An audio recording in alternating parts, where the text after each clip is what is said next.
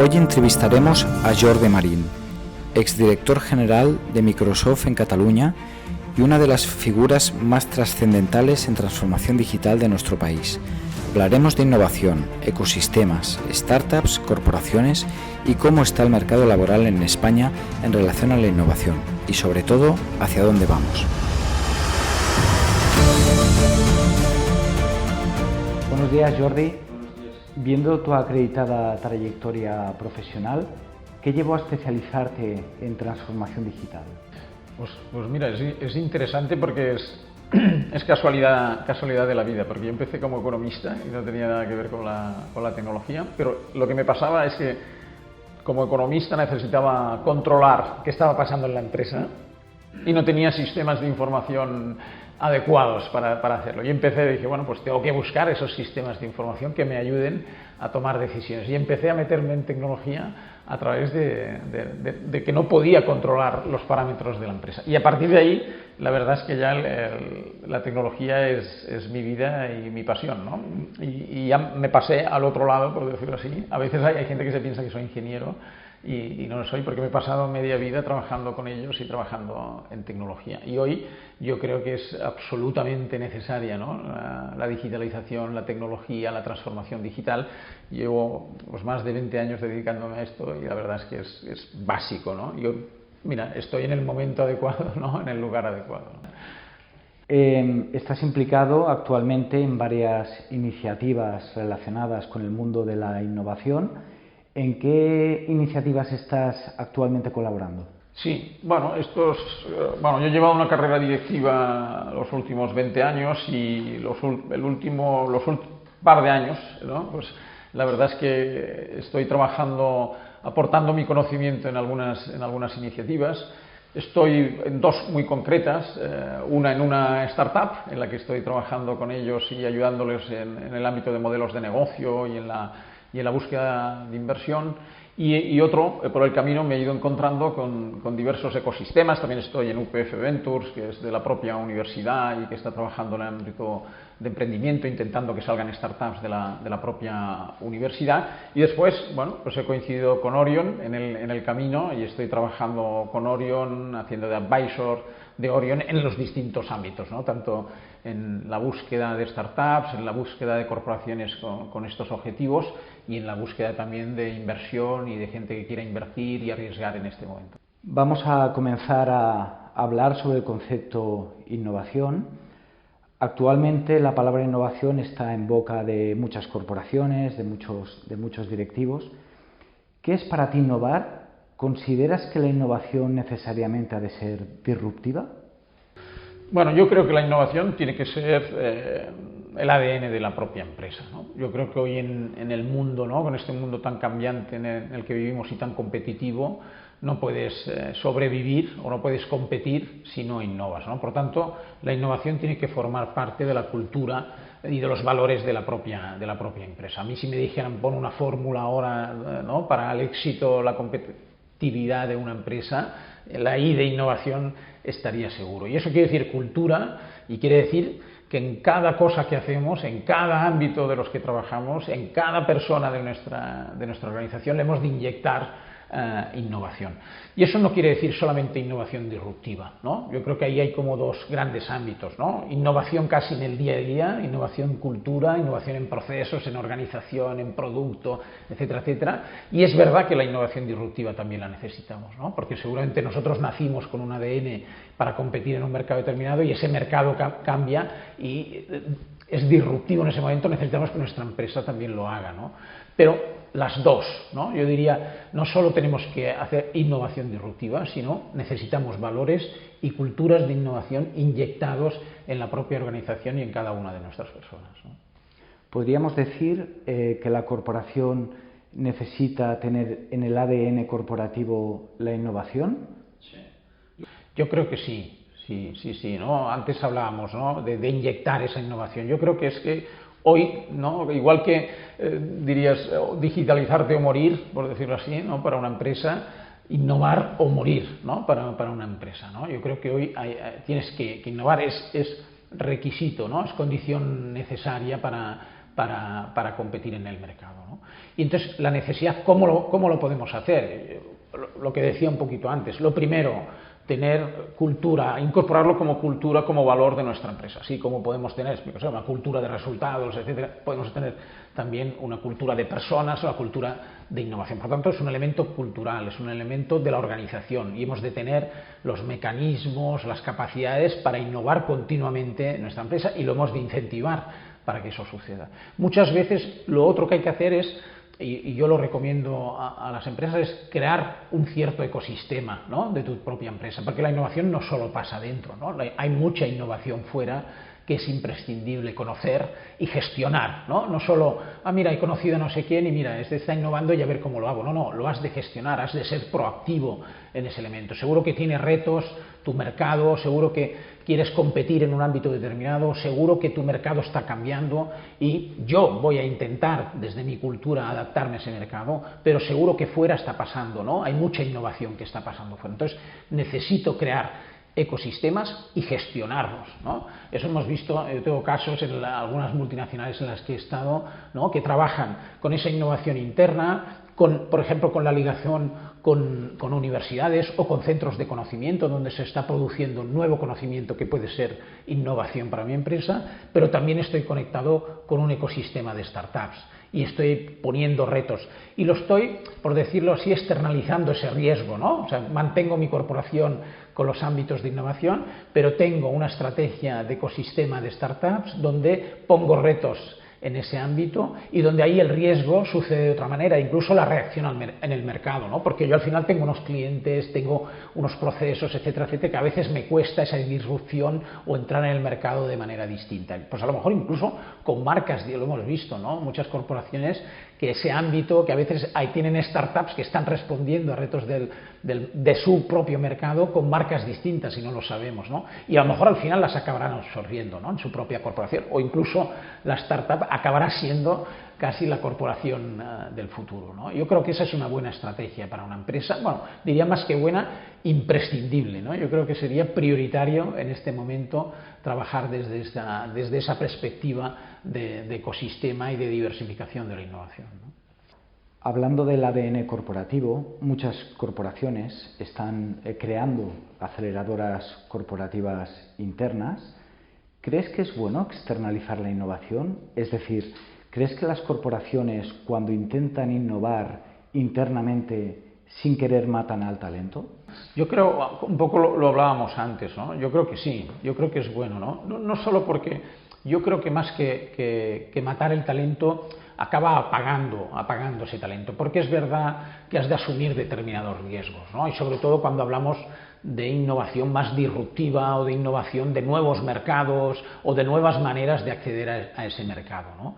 A veces la propia corporación tiene su organización, sus propios procesos, etcétera, etcétera. Podemos innovar en determinados elementos, pero a lo mejor la manera de enfocar ese mercado es tan disruptiva que no liga con mi propia corporación y su organización en este momento. Entonces, más que matar, lo que hacemos es apagar, desincentivar un poquito sin quererlo, ¿no? Queriendo incentivarlo, lo acabamos. Por tanto, lo ponemos fuera y eso no quiere decir que mi gente no participe activamente en esa innovación, ¿no? Creamos ese ecosistema, creamos ese ámbito de retos, de necesidades, de nuevas respuestas al mercado y a lo mejor mi gente incluso la desplazo. A lo mejor hay gente, ¿no?, que entra en ese laboratorio, ¿no?, donde voy a crear nuevas iniciativas, porque al final el conocimiento del ADN de mi propia corporación lo tengo yo y lo que yo sé hacer es mi ADN, es lo que me ha dado resultados en ese mercado. A lo mejor es un nuevo enfoque de mercado, no es solo crear un nuevo producto, a lo mejor es cómo abordo un mercado de manera distinta. Yo creo que sí, que has de externalizar esa parte, pero externalizar no quiere decir dárselo a otro y que no esté ligado conmigo. Puede ser que haya equipos que se desplacen, tiene que formar parte de una estrategia, tiene que haber una estrategia determinada, lo tengo que gestionar, tengo que dedicar unos recursos y tengo que tener un retorno y unos resultados, etcétera, etcétera, ¿no? No es la palabra externalizar, a lo mejor suena en ese sentido, me lo quito de encima y que lo hagan otros. No, tiene que formar parte de mi estrategia y por eso es un poco gestión de un ecosistema. He de gestionar un ecosistema que esté ligado con mi estrategia y seguramente muy ligado, incluso con personas mías trabajando en esos entornos, ¿no? Volviendo otra vez a la cultura de la innovación corporativa, ¿Crees que es importante que las corporaciones empiecen a colaborar entre ellas, co-innovando y co-creando? ¿Es realmente una necesidad? Yo creo que sí, lo hemos visto los grandes grupos incluso, ¿no? Grandes grupos, por ejemplo, el ámbito del automóvil es un buen ejemplo, ¿no? Los motores de los coches, me parece que hay 3 o 4 motores, se fabrican 3 o 4 y eso lo hacen en co-innovación distintas empresas, ¿no? Ahí hay varios temas que yo creo importantes. Uno es capacidad, ¿no? A veces yo solo no tengo la capacidad de innovar y puedo escalar juntándome con otros, buscando un reto que tenemos común y solucionándolo con esa co-innovación. Y eso no quiere decir que pierda mi personalización de mis servicios, de mi cliente, etcétera, etcétera, ¿no? Porque al final a lo mejor el tema de los motores, al final el Golf y el León seguro llevan el mismo motor, ¿no? Pero por fuera son totalmente distintos, ¿no? Y por tanto tienen la marca, la personalización, el tipo de servicios, etcétera, etcétera, es distinto. No confundir, ¿no? Porque muchas empresas confunden esa coinnovación en perder capacidades o conocimientos propios, ¿no? Vamos a intentar trabajar juntos, vamos a generar esas sinergias juntos para encontrar solución a un reto determinado, pero que no quiere decir que yo pierda mi personalidad, ¿no? Yo creo que ese es uno de los elementos.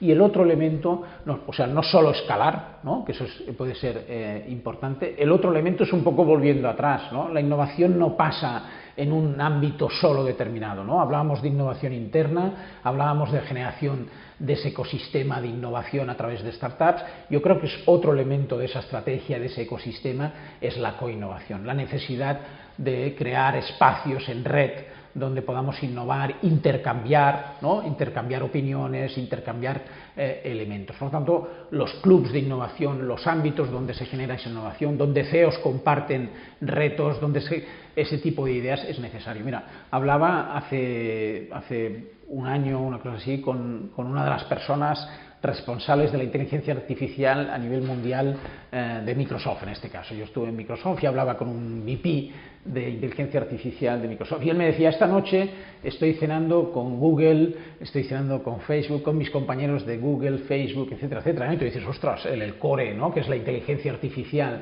de una compañía con Microsoft, lo está compartiendo en una cena, ¿no? Con amigos de Google, Facebook y de otras grandes multinacionales. ¿Por qué? Seguramente no se lo explican todo, ¿no? Pero comparten cuál es el reto del mercado, hacia dónde están yendo, cuál es el avance que han hecho en determinados elementos, porque tienes que saber, ¿no? Y ahí hay una cierta competencia, pero hay una cierta cooperación, ¿no? De tener qué está pasando en ese mercado. Yo creo que ese tipo de cosas, esa cena que seguramente era informal y nadie la conocía en ese momento, hemos de fomentar que existan ámbitos, clubs, ¿no? donde pasen ese tipo de cosas, ¿no? Pasando a la parte de emprendimiento, a la parte más de emprendedores, ¿qué consejos le darías a un emprendedor que decide encauzarse por el camino del emprendimiento? El principal consejo es que siga su intuición y su pasión, ¿no? Que no la deje, ¿no? Que a veces es difícil, ¿no? Porque cuando tienes esa idea y tienes esa pasión, ¿no? Y tienes esa... continuarla mucho tiempo es difícil, pero que no la deje, porque hemos visto, ¿no? que da resultados. Pero lo otro que le aconsejaría muchas veces es que se deje acompañar, ¿no? O que bien en su empresa incorpore visiones multidisciplinares, ¿no? Porque muchas veces el perfil que hemos visto, y sobre todo a los que nos dedicamos más a la tecnología, ¿no? Hemos visto perfiles muy tecnólogos, con una idea tecnológicamente muy potente, pero que a lo mejor no tienen conocimientos de mercado, o comerciales, o de financiación, etcétera, etcétera. Y a veces esa idea queda penalizada por no tener esos conocimientos. O bien que tome la decisión de acompañarse internamente con un equipo más amplio, que tenga un poco esa diversidad de conocimientos, o bien que busquen esa ayuda en determinados elementos que les ayuden a complementar y acelerar esas capacidades que ellos no tienen. Yo creo que eso es un tema importante. Y después lo otro importante es que esa idea la sepan explicar muy bien, ¿no? Y sepan lo típico para cuando vas a ver a un inversor, ¿no? Hay un problema, una necesidad, una solución, un business plan, ¿no? Y un mercado y una competencia, ¿no? Pues que ese tipo de ideas las tengan muy claras. Y seguramente ellos tienen la idea, pero otros les pueden ayudar a tener esas ideas muy claras. Hay muchas organizaciones, Orion es una, ¿no? Que acompañan un poco en ese sentido, ¿no? A incubar esa idea mejor y acelerarla y a encontrar esos elementos que seguramente les faltan a los emprendedores, ¿no? Uno de los consejos que le darías a un emprendedor es tener un partner industrial. Es decir, ¿consideras que es de vital importancia que una startup tenga un partner industrial que le aporte mercado? Sí, yo creo que eso es un elemento importante, ¿no? Y un poco volvemos al inicio, ¿no? Cuando hablábamos de innovación, ¿no? Y hablábamos de ecosistema, ¿no? Yo creo que una parte de la estrategia de innovación de las empresas pasa seguramente por el corporate venture, ¿no? Y eso yo creo que ya había llegado en el mundo anglosajón, ¿no? Seguramente es más conocido, ha llegado a España y ha llegado para quedarse, porque hoy, como decíamos antes, las corporaciones no pueden vivir, ¿no? Sin ese elemento de innovación, y seguramente en ese corporate ventures es donde está una parte de la estrategia de innovación. Pero aparte, como tú decías, es un win-win, porque al propio emprendedor, ¿no? Le puede aportar conocimientos a lo mejor de mercado que no tiene, conocimientos a lo mejor de determinados ámbitos que él no tiene, y a la corporación le está dando esa frescura de la innovación a lo mejor más disruptiva o de un nuevo acercamiento al mercado. Totalmente de acuerdo con esa afirmación. Hablando de emprendimiento, ¿crees que Barcelona es un buen ecosistema para emprender? ¿Qué diferencia consideras que hay entre Barcelona y otros países como puede ser China o Israel?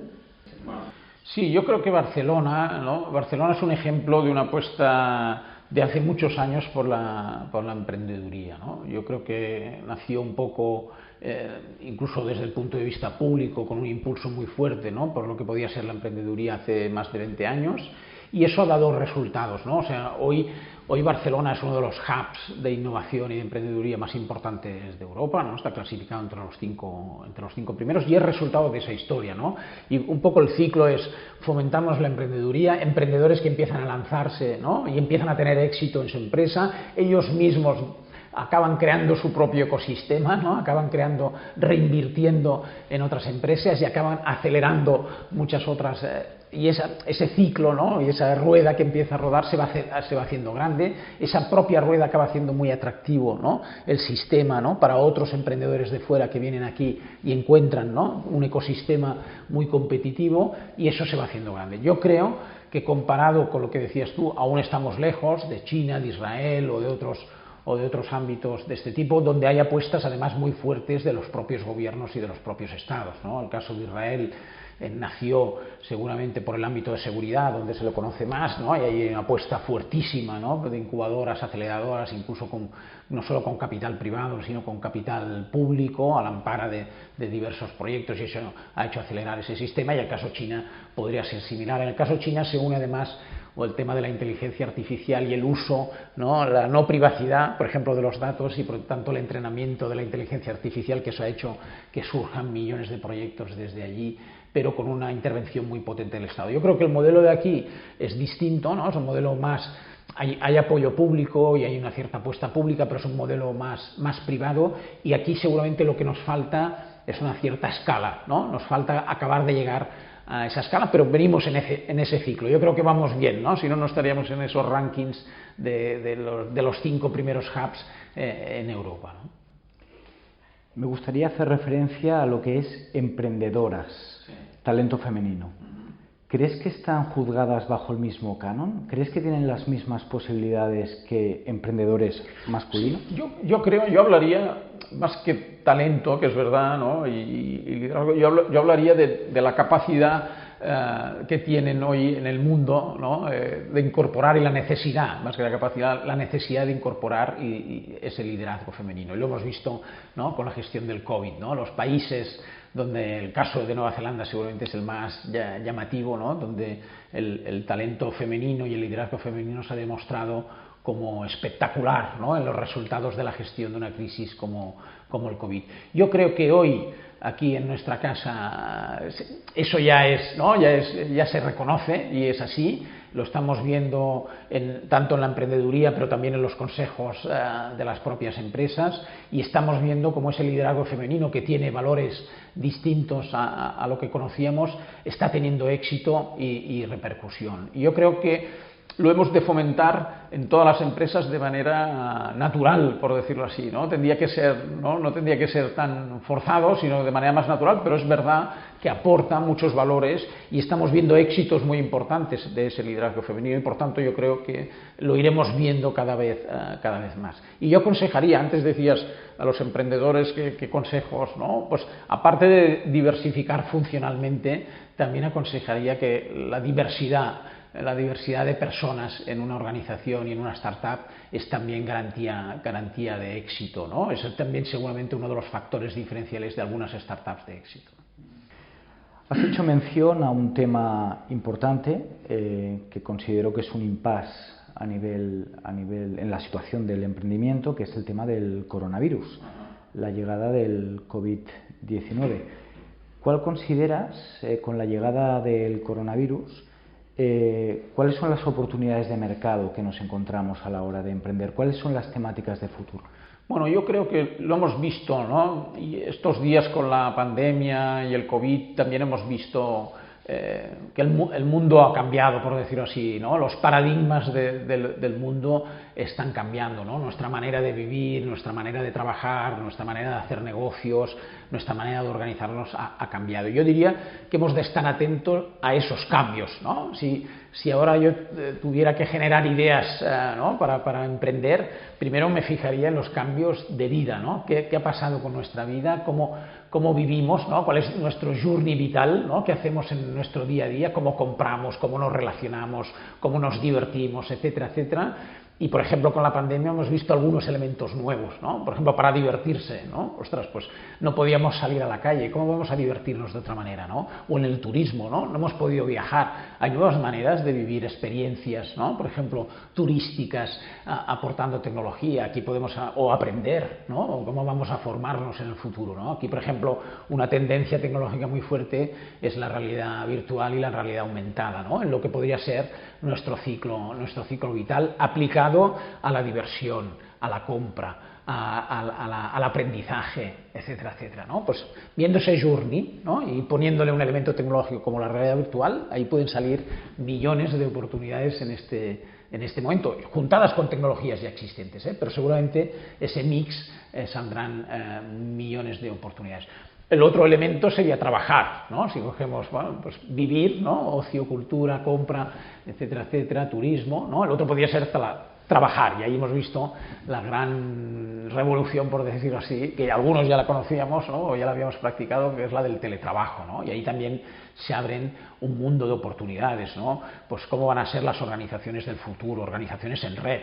Bueno, pues eso es un cambio disruptivo. ¿Qué herramientas, qué tecnologías van a intervenir en ese teletrabajo, ¿no? Y cómo van a ser, cómo me voy a organizar, cómo voy a flexibilizar las jornadas. No solo es un tema tecnológico de herramientas, sino de cultura, de organización. Y después, si vamos al mundo empresarial, ¿no? O al mundo incluso de la gestión pública, ¿no? Pues podemos ver la inteligencia artificial ha venido para cambiarlo todo, ¿no? Cómo vamos a aprender de mi cliente, la transformación de mi cliente. Podríamos hablar de industria 4.0, de robotización y de mecanización de procesos, ¿no? Por ejemplo, o podríamos hablar de nuevos mercados, ¿no? O de nuevas maneras de enfocar el mercado, ¿no? De cómo vamos a trabajar de manera distinta en ese mercado. Y ahí tenemos elementos o drivers tecnológicos potentísimos. Inteligencia artificial seguramente es el primero, ¿no? El Big Data y el Business Intelligence y todo lo que es la inteligencia del dato que alimentan a esa inteligencia artificial es otro de los elementos, y después podríamos ir a otros elementos como el 5G o la IoT, ¿no? Que dan pie a cambios también disruptivos, ¿no? En la manera de cómo, ¿no? Por ejemplo, pues el coche autónomo, ¿no? O el coche cómo va a ser ese coche en el futuro. Pues el 5G o la IoT tienen mucho que ver en esos elementos. Bueno, pues ahí nos podemos imaginar que van a pasar millones de cosas en ese elemento. Pero si coges esto y lo trasladas a una industria, a un mercado, que a lo mejor, ¿no? ¿Qué elementos va a provocar, ¿no? Yo creo que ahí van a haber muchas disrupciones. Hablando del teletrabajo, sí. Dos preguntas. La primera, ¿crees que el teletrabajo ha venido para quedarse? Y la segunda, ¿cómo van a ser las nuevas relaciones laborales en las empresas con la digitalización del trabajo? Sí, bueno, antes lo comentábamos, ¿no? Yo creo que uno de los grandes cambios que hemos vivido ahora y que hemos visto que era posible, ¿no? Se había hablado mucho, ¿no?, del teletrabajo, de organizaciones más flexibles en este sentido, y hoy hemos visto que el teletrabajo ha venido para quedarse y que mucha gente ha descubierto, ¿no? El otro día salía una encuesta, ¿no?, pues de las personas que teletrabajaban en casa, cuántas seguirían haciéndolo, ¿no? Y salía pues que eran parece que era el 50 o el 60% de la gente decía que seguiría teletrabajando.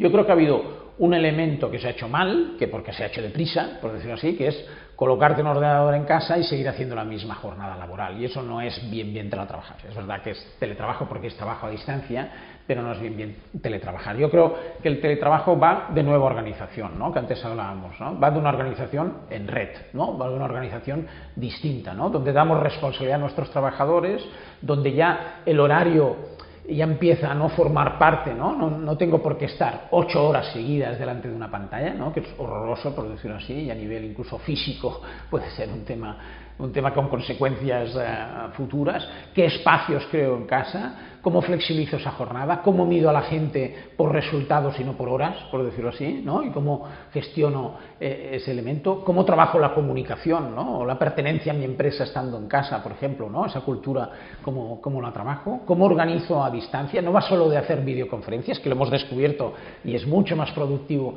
que lo que veíamos antes, pero cómo va de tener otras herramientas, cómo trabajo en equipo a distancia, cómo comparto cosas, cómo me pongo tareas distintas y cómo mido esos resultados, cómo formo a mi gente, etcétera, etcétera, ¿no? Yo creo que es un cambio de los que hablábamos antes, de los que necesitan, ¿no?, mucha disrupción y muchas empresas en el mercado que den nuevas soluciones, nuevas herramientas y nuevos conceptos. Pero también, importantísimo, no es solo tecnología, es organización, es personas, es procesos, ¿no?, es una nueva cultura organizativa, es una manera distinta de hacer las cosas, ¿no?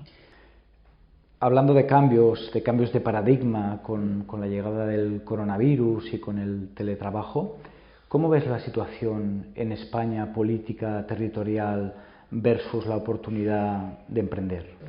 Sí, yo creo, antes cuando me has comentado lo de Barcelona, China, Israel, yo lo comentaba un poquito. Yo creo que es más que situación política, etcétera, yo hablaría de gobiernos y las apuestas de esos gobiernos, ¿no?, y de la estrategia de esos gobiernos, tanto a nivel regional como a nivel más nacional, por decirlo así, ¿no? Y si poníamos el caso de Israel o el caso de China, o el caso podríamos poner de Estados Unidos o de otros, hay una estrategia muy fuerte, ¿no?, por parte de esos estados, ¿no?, en innovar y en generar ecosistemas de innovación y en generar aquellos elementos que harán más competitiva al país y a la región. En estos momentos hemos visto en los últimos 10, 15 años como España ha perdido, salían hace muy poco, ¿no?, los indicadores a nivel europeos, ¿no?, de I+D, de innovación, desarrollo e investigación, ¿no?, a nivel europeo. Hemos perdido muchísimos puntos en el camino. Países como Portugal, con una estrategia determinada, nos están pasando por delante. Por tanto,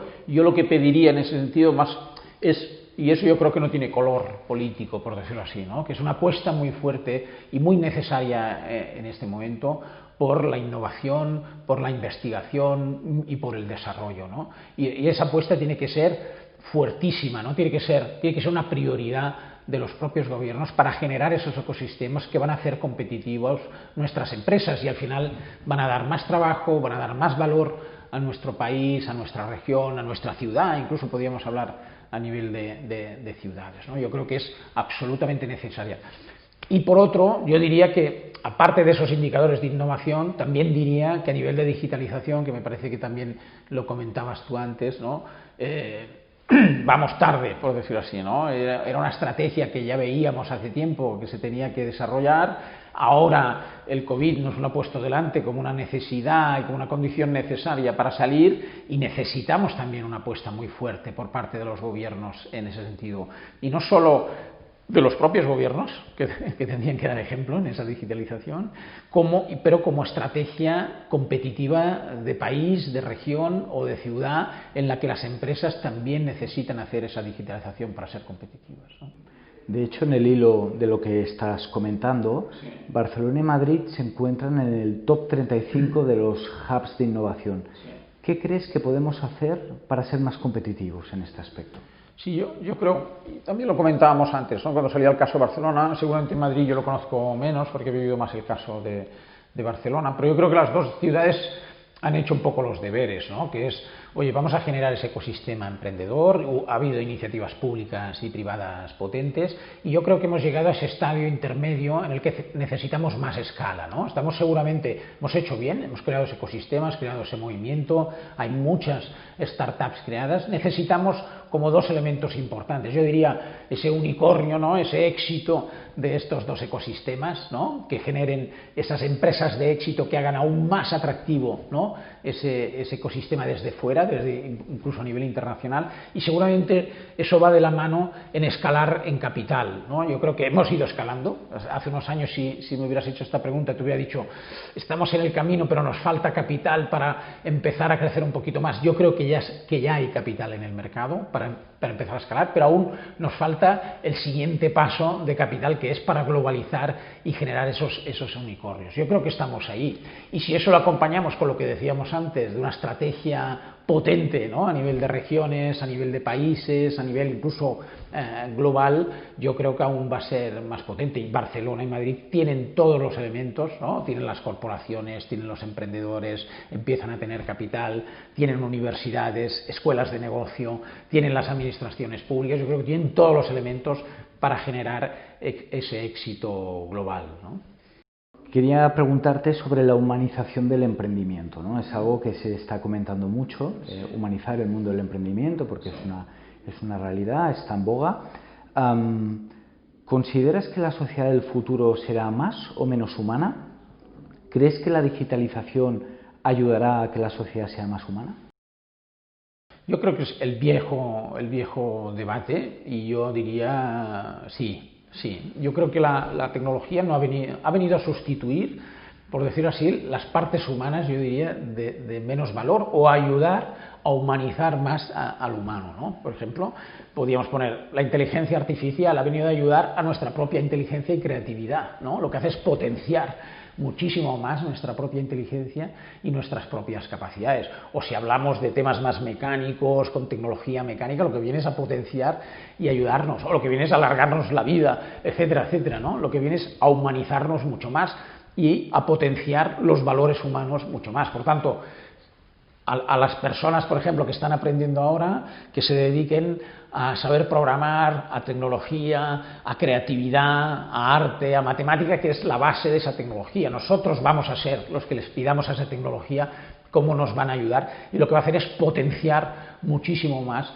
nuestras capacidades humanas. Por tanto, yo respondería sí a todo, porque para mí no existe ese debate. Es verdad que puede haber riesgos, ¿no? Pues como del riesgo de que la tecnología nos sobrepase, pero yo creo al revés, ¿no? Que lo que ha venido y lo que viene y lo que estamos trabajando entre todos y todo el sector tecnológico y mucho las grandes empresas es en trabajar esa humanización. Y después el otro elemento, si me permites, en esa humanización, yo diría que es la parte social, ¿no? Hoy las grandes empresas o las empresas que quieren tener éxito en su propio mercado no pueden ser empresas que vivan de espaldas, por decirlo así, a las personas, a sus necesidades y a la responsabilidad social con su propio entorno, ¿no? Las personas vamos a ser fans, ¿no? Vamos a ser fans de aquellas empresas que tienen valores de este tipo, que tienen impacto en su entorno y en su mercado. Por tanto, incluso eso refuerza aún más esa capacidad de humanizar, ¿no? Si cojo una startup